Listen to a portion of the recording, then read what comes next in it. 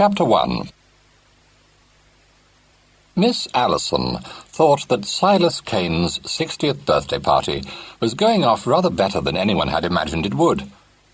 Such family gatherings, for the Mansells, through long business partnership with Silas, might also be ranked as relatives, were, in Miss Allison's sage opinion, functions to be attended in a spirit of considerable trepidation.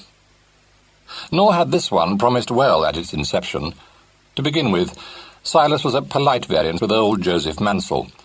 Their disagreement was purely on a matter of business, but although Joseph Mansell, a husband and a father, had existence outside the offices of Kane and Mansell, Silas and his business were one and indivisible. He was not, at the best of times, a man who contributed largely to the gaiety of an evening party.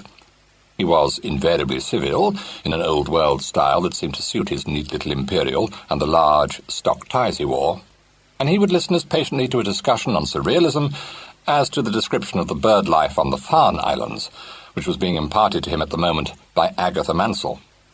Both subjects bored him, but he inclined his head with an assumption of interest, smiled kindly and coldly, and said, "Indeed," or "Is that so?" at the proper moments.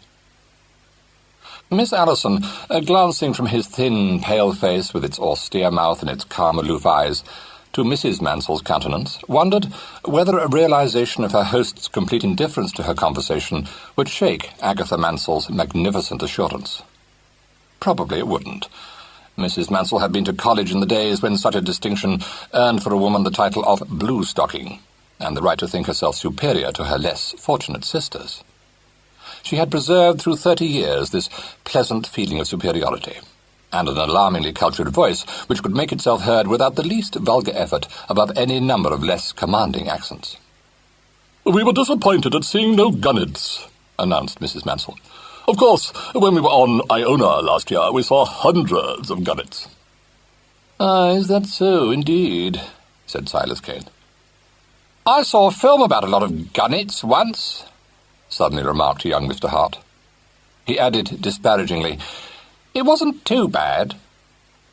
Neither Silas nor Mrs. Mansell paid any heed to this contribution to the conversation, and young Mr. Hart, who was rising 15, returned unabashed to the rending of a drumstick. Young Mr. Hart was not really a member of the family, but his mother, by reason of her first marriage with Silas's nephew James, ranked in the Kanes' estimation as a Kane.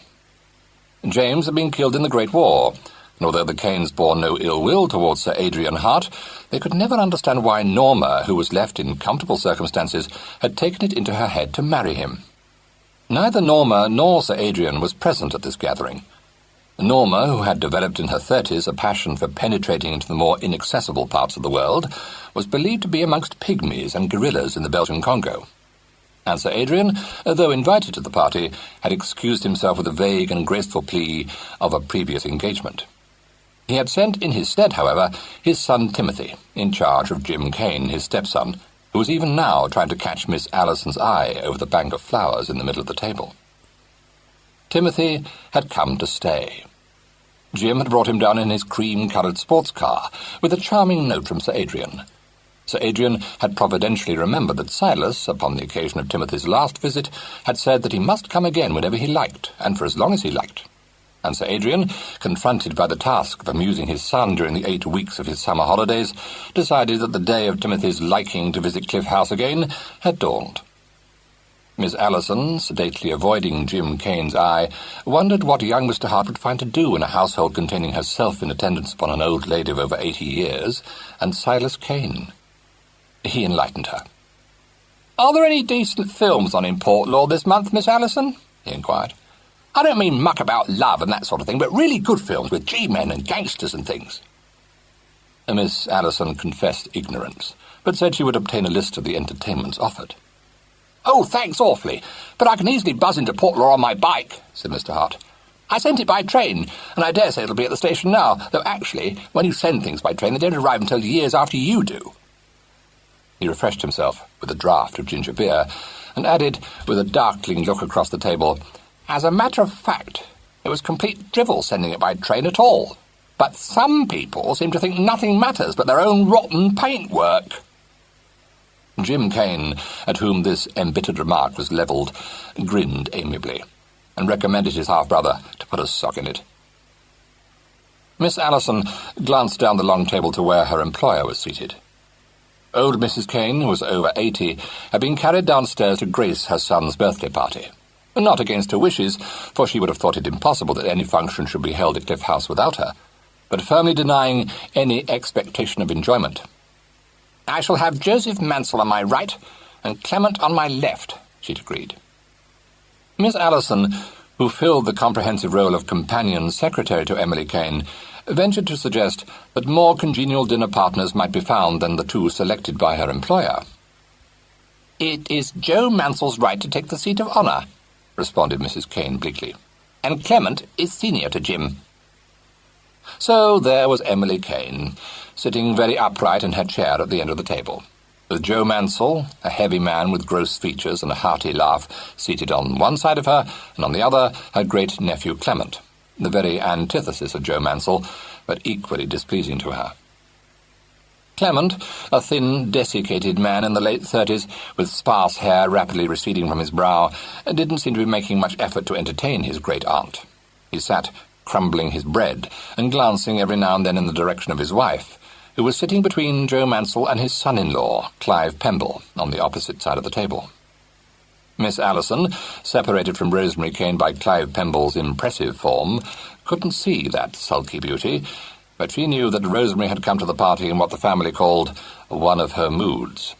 She had many moods. On her good days she could brighten the dullest party by the very infection of her own tearing spirits, but her good days were growing farther and farther apart, so that during the past 6 months, reflected Miss Allison, glancing back in retrospect, it had been more usual to see Rosemary as she was tonight, with her eyes clouded and her full mouth drooping, boredom and discontent in every line of her lovely body.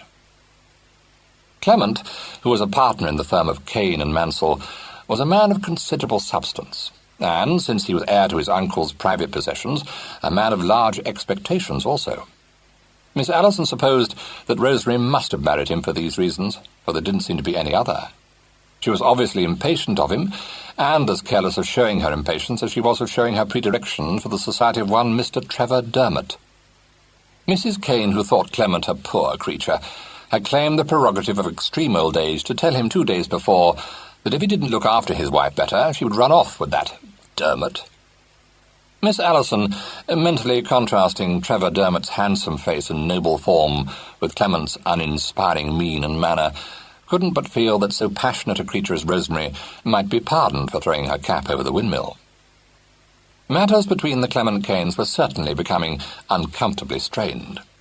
In the drawing-room before dinner, Rosemary had sat a little withdrawn from the rest of the company, preoccupied and ungracious, while Clement, trying to appear unconcerned, all the time watched her. Like 2 characters out of a problem play, thought Miss Allison, who preferred drama to be confined to the stage. And really it made things rather awkward and unreal when 2 members of a very ordinary family behaved in this neurotic manner. Even Clive Pemble, who wasn't sensitive to atmosphere, seemed to be aware of tension. He had made several hearty efforts to engage Rosemary in conversation, but though her lips smiled mechanically, her replies were monosyllabic and discouraging. Miss Allison had a fleeting suspicion that the beautiful Mrs. Clement was seeing herself in a tragic role, and banished it nobly. "Cat," said Miss Allison to herself. On the opposite side of the table, Betty Pemble was chattering to Jim Kane, from time to time appealing to Clive to corroborate her statements. There was no trace of her mother's majesty in Betty. She had enjoyed a certain measure of success as a girl through a natural ingenuousness which was pretty in a debutante, but slightly tedious in a woman of 35. She had a vivacious way of talking, pleasing manners, and a good heart. But her habit of telling interminable and incoherent stories about her own experiences made her a wearisome person to be with for more than an hour or 2 together. Fortunately, Clive Pemble profoundly mistrusted clever women, and if he sometimes was bored by his wife's conversation, this boredom was more than compensated for by her blind faith in his omniscience. She was often heard to say that Clive was a rock, and Clive, who knew that he was no rock but a man like other men and hated the knowledge, found this faith in him a comfort and a stay. So when Betty told Jim Kane that if there was the least hint of thunder in the air, she simply couldn't sleep a wink, and demanded inevitably, "Can I, Clive?" He smiled placidly and replied with perfect good humour, "No, rather not." Other men, thought Miss Allison, would have brained the silly wench. Between Betty Pemble and her mother, the last member of the party was seated, taking a polite interest in an anecdote about Betty's children. Knowing his attention to be fully engaged, Miss Allison allowed herself to steal a look at Mr. James Kane's admirable profile. The Kane family tree was a spreading one, and while Silas was the last representative of the senior line, Jim was the last of the junior. Nor could any two people have been more dissimilar. The original founder of the family's fortune had left 4 sons. From the eldest son's marriage to Emily Fricker had sprung Silas. Clement was the grandson of the second. The third, emigrating to Australia, had drifted out of the Kane circle, his only surviving descendant being a granddaughter of whose existence the English Kanes were no more than vaguely aware. The fourth son had left 1 daughter who died a spinster, and 1 son who was killed in Gallipoli. To this son and his wife Norma had been born Jim, the last of the Kanes. The last of the Kanes bore very little resemblance to the rest of the family, and was not a member of the firm of Kane and Mansell. He was a large, fair young man with a frank smile and a pair of direct grey eyes, which had a habit of gazing in Miss Allison's direction. He worked at the Treasury, and although this was a very respectable occupation, his cousins, Silas and Clement, could never feel that he was a really serious or responsible person. He professed no interest in the manufacture of netting, and he spent a great proportion of his spare time engaged in sports, which held no lure for his cousins at all. At Cambridge he got his blue for rugger, a circumstance which seemed right and commendable, though strangely un-Kane-like, to Silas and Clement. But when he continued to play rugger on Saturday afternoons after he'd come down from Cambridge, the cousins shook their heads and were afraid that he would never settle down. They thought it a great pity, for they were fond of Jim. Clement said he had a very sound brain if only he could be brought to take life seriously. And Silas, watching in astonishment Jim's handling of a speedboat, feared that the poor boy had taken after his mother. He disapproved of the speedboat as profoundly as he disapproved of the flighty-looking sports car, but all the same he let Jim keep it in his boathouse at the bottom of the cliff, and, little as he understood the lure of such sports, derived a queer pleasure from recounting his young cousin's exploits to such people as Joe Mansell, whose nephews and cousins achieved no speed records and broke no limbs at Twickenham. Since young Mr. Hart, upon her right, was fully occupied with the consumption of rice pudding, and Clive Pemble on her left had become involved in the intricacies of his wife's anecdote, Miss Allison had leisure to observe the last of the Kanes. Having decided some months previously that it was no part of a companion secretary's duties to fall in love with any member of her employer's family, she had assured herself that she was wholly impervious to Mr. James Kane's charm of manner, and made up her mind to demonstrate clearly to him her utter unconcern. Unfortunately, he seemed to be insensitive to snubs, and in spite of having received from her a very cold greeting upon his arrival at Cliff House, he had had the audacity to try to catch her eye 3 times during the course of dinner. She was happy to think that upon each occasion she had managed to avoid his gaze. At this moment, the object of her reflective scrutiny turned his head. Miss Allison demonstrated her indifference by blushing hotly, and thereafter diverted her attention to his half-brother. It seemed a very long time before old Mrs. Kane rose from the table. Jim Kane held open the door for the ladies to pass out of the room, and Miss Allison's kind heart overcame her judgment. He was looking rather worried, and certainly puzzled.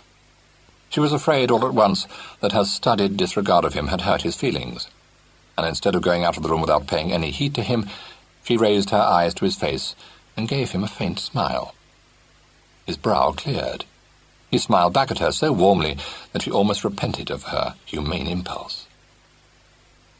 In the drawing-room, it was her first duty to see Mrs. Kane comfortably ensconced in her favourite chair, a footstool under her feet, and her ebony cane within her reach. In the performance of these offices, she was slightly hindered by Betty Pemble, who said, "Oh, do let me," and brought up too high a footstool, and tried to insert a cushion behind her hostess. As Mrs. Kane came of a stiff-backed generation, and despised women who couldn't sit up without such soft support, this piece of thoughtfulness was not well received. Nor did Mrs. Pemble's next utterance tend to make her more popular. "I think Mr. Kane is simply marvellous," she said. Emily's faded blue eyes stared glassily at her. "In what way?" she asked. Mrs. Pemble, forgetting that she was addressing a lady over 80 years old, said, "I mean, when you think of this being his 60th birthday, it just doesn't seem possible somehow." Emily looked at her with contempt, and confined her response to one blighting dissyllable. "Indeed," she said, and turning to Miss Allison, requested her to close one of the windows. "There is a nasty fog creeping up," she announced. "I can feel it in my bones." "No more than a sea mist, I believe," said Mrs. Mansell. "You may believe what you choose, Agatha," said Emily, "but I call it a nasty fog." "Yes, I think it's a kind of a fog," said Betty. Emily looked at her with renewed dislike. Betty plumped herself down upon the rejected footstool and said, "I simply must tell you what Peter said to me when I told him I was going to Uncle Silas's birthday party. You know the children always call him Uncle. They absolutely worship him. But, of course, he's simply marvellous with children, isn't he? I mean, he has a kind of way with them. I suppose it's a sort of magnetism.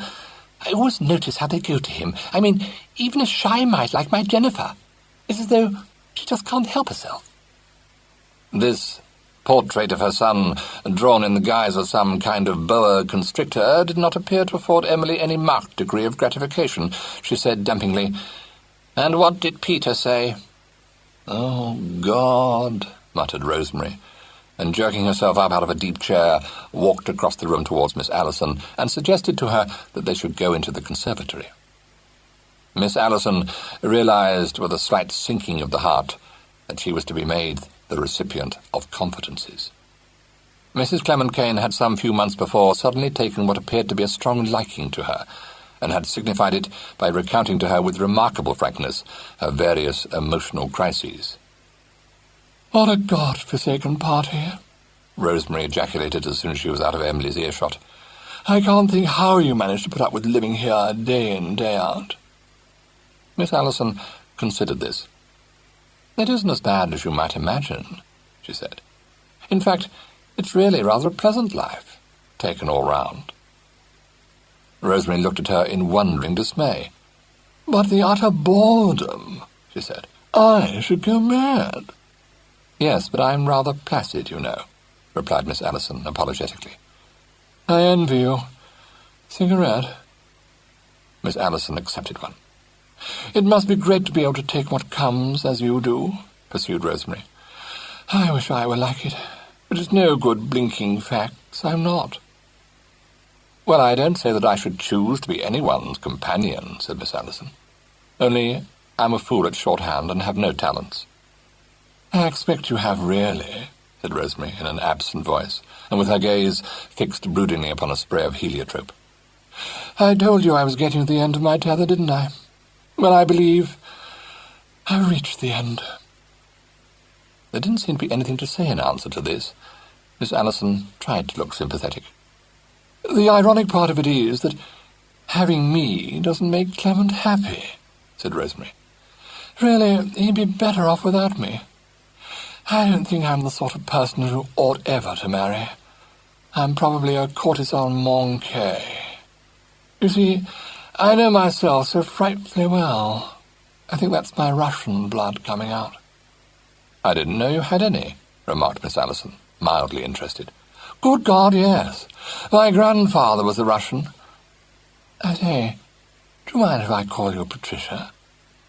"Not at all," said Miss Allison politely. "And please call me Rosemary. You don't know how I hate that ghastly Mrs. Kane. There's only one thing worse, and that's Mrs. Clement." She threw away her half-smoked cigarette, and added with a slight smile, "I suppose I sound a perfect brute to you. I am, of course, I know that. You mustn't think I don't see my own faults. I know I'm selfish, capricious, extravagant, and fatally discontented. And the worst of it is that I'm afraid that's part of my nature. And even if I go away with Trevor, which seems to me now the only way I can ever be happy, it won't last." "Well, in that case, you'd far better stick to your husband," said Miss Allison sensibly. Rosemary sighed. "You don't understand. I wasn't born to this humdrum life in a one-eyed town surrounded by in-laws with never enough money and the parlourmaid always giving notice and all that sort of ghastly sordidness. At least I shouldn't have that if I went away with Trevor. We should probably live abroad. And anyway, he would never make the fatal mistake of expecting me to cope with butcher's bills. It isn't that I won't do it, it's that simply that I can't. I'm not made like that. I'm the sort of person who has to have money. If Clement were rich, really rich, I dare say I shouldn't feel in the least like this. Oh, you can say what you like, but money does ease things. Of course, but I was under the impression that you were pretty comfortably off, said Miss Allison bluntly. Rosemary shrugged her shoulders. It depends what you call comfortable. I dare say lots of women would be perfectly happy with Clement's income. The trouble is that I've got terribly extravagant tastes, I admit it freely, and I wish to God I hadn't, but the fact remains that I have. It's my Russian blood again. It's an absolute curse. Yes, it does seem to be a bit of a pest, agreed Miss Allison. All the same, if you've got any amount of English blood as well, why not concentrate on that? Rosemary looked at her with a kind of melancholy interest and said simply, Of course, you're awfully cold, aren't you? Miss Allison, realizing that to deny this imputation would be a waste of breath, replied, Yes, I'm afraid I am. I think that must be why I like you so much, Rosemary mused. We're so utterly dissimilar. You're intensely practical and I'm hopelessly impractical. You don't feel things in the frightful way that I do, and you're not impulsive. I shouldn't think you're terribly passionate either, are you? No, not at all, said Miss Allison. You're lucky, said Rosemary darkly. Actually, of course, I suppose the root of the whole trouble is that Clement could never satisfy me emotionally. I don't know if you can understand at all what I mean. It's difficult to put into words. Miss Allison, hoping to avert a more precise explanation, hastened to assure her that she understood perfectly. I don't suppose you do really, said Rosemary rather thoughtfully. It's all so frightfully complex, and you despise complex people, don't you? I've got that awful faculty of always being able to see the other person's point of view. I wish I hadn't, because it makes everything 1,000 times more difficult. Does it? I should have thought it made things a lot easier. No, because, don't you see, one gets torn to bits inside. One just suffers doubly, and it doesn't do any good. Even though I'm in hell myself, I can't help seeing how rotten it is for Clement, and that makes it worse. I'm simply living on my nerves. Miss Allison, who from the start of this conversation had felt herself growing steadily more earthbound, said, I expect you need a change of air. You've got things out of focus. You must have cared for your husband when you married him, so that's just it, Rosemary interrupted. I don't think I did, really. She paused to light another cigarette, and said meditatively, I'm not a nice sort of person, you know. But at least I am honest with myself. I thought I could get on with Clement, and I knew it was no use marrying a poor man. With the best will in the world, it just wouldn't work. I knew he was going to come into money when his cousin died, but I didn't in the least realize that cousin Silas would go on living for years and years, which of course he will. Look at Great-Aunt Emily. I don't know that I actually put all into words, but subconsciously I must have thought that Clement was going to inherit almost any day. They all say cousin Silas has a weak heart, you know. Not that I believe it. Would money make so much difference to you? Asked Miss Allison curiously. I don't know, replied Rosemary. I think it would. Not having enough of it makes me impossible to live with. I'm not a good manager. I hate everything to do with domesticity. It isn't in my line. I can't help getting into debt because I see something I know I can't live without another moment, like this bracelet, for instance, and I buy it without thinking. Then I could kill myself for having done it, because I do see how hateful it is of me. I suppose, suggested Miss Allison somewhat dryly, that it doesn't occur to you that you might send the bracelet back. No, because I have to have pretty things. That's the Russian in me. C'est plus fort que moi. To do him justice, Clement knows that. He doesn't grudge it me a bit, only it worries him not being able to make both ends meet. Now he says we shall have to move into a smaller house and do with only 2 maids. It's no use pretending to myself that I don't mind. I know I shouldn't be able to bear it. I feel stifled enough already." "When are you moving out of Red Lodge?" inquired Miss Allison, with the forlorn hope of leading the conversation into less introspective channels. "On quarter day, I suppose. I believe the people who've bought it would like to move in sooner, but I don't really know. We don't discuss it." This magnificent unconcern made Miss Allison blink. She said, practically, "But oughtn't you to be looking for another house? It'll be rather awkward if you don't, surely." Rosemary shrugged. "What's the use?" she said. Miss Allison, feeling herself to be unable to cope with the problem, said apologetically that she thought she ought to go back to the drawing-room. "I often think," remarked Rosemary, preparing to follow her, "that you placid people must find life very easy. I wish I did." Not thinking this observation worthy of being replied to, Miss Allison merely smiled and stood aside for her to pass into the drawing-room. Their reappearance coincided with the arrival of the gentleman from the dining-room. As the door opened, old Mrs. Kane abandoned even the smallest show of interest in the diet of Betty Pemble's children and looked towards it. Her deeply lined countenance, with its close mouth and pale, rather starting eyes, had in repose a forbidding quality. But as her glance fell on Jim Kane, her whole face seemed to soften, and her mouth to relax into one of its rare smiles. She said nothing, but when he came across the room towards her, she looked pleased, and made a little gesture towards a chair beside hers. He paused by a table to stub out his cigarette before coming to her, and then drew up the indicated chair and sat down. "Well, what have you got to say for yourself?" inquired Emily. He smiled. "That sounds as though I've done something I shouldn't. Have I?" She gave a grim chuckle. "I'll be bound you have. When are you coming to stay?"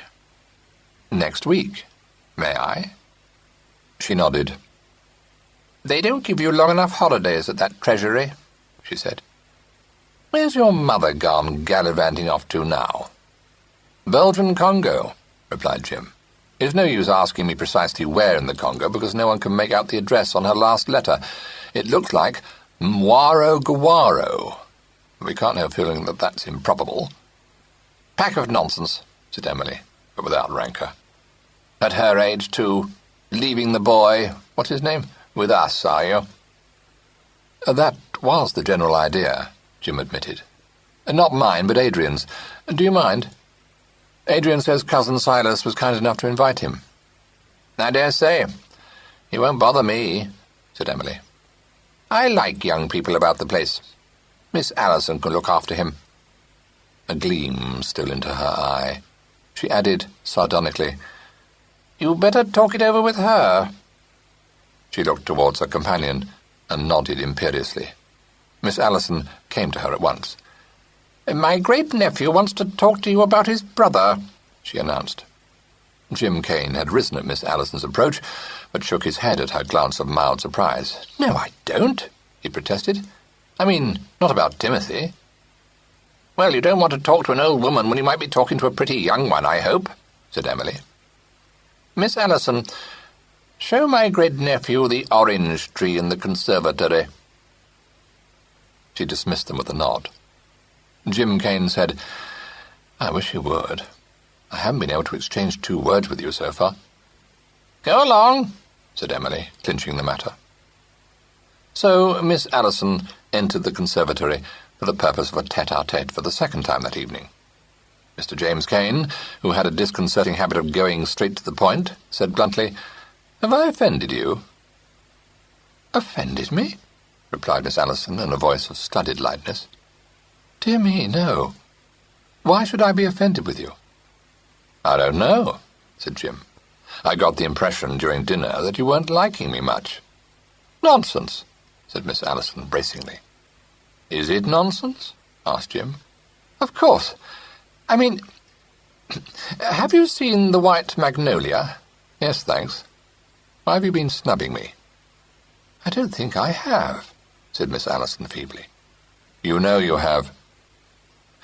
Really, thought Miss Allison, this tete-a-tete is worse than the last. She said rather haltingly, "Well, you must remember that,